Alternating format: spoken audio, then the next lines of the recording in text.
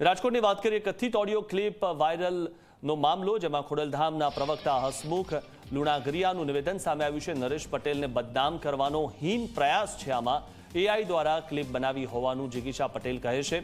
જિગીશા પટેલ પણ બદનામ થાય છે તો ફરિયાદ કરવી જોઈએ. તપાસમાં સામે આવશે કે કોણે આવા કૃત્યને અંજામ આપ્યો છે.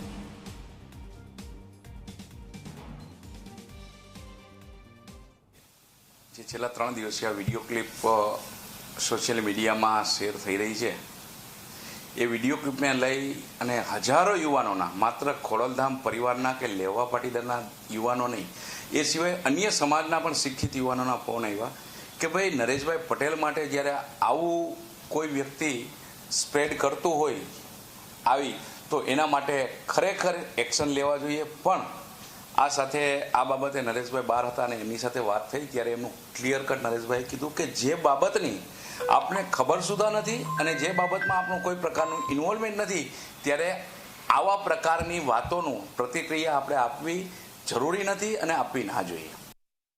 કે જ્યારે વિડીયો ક્લિપમાં જે રોલ છે જિગીશાબેનનો, એ જિગીશાબેન એવું કહે છે કે એઆઈ ક્રિએટેડ છે.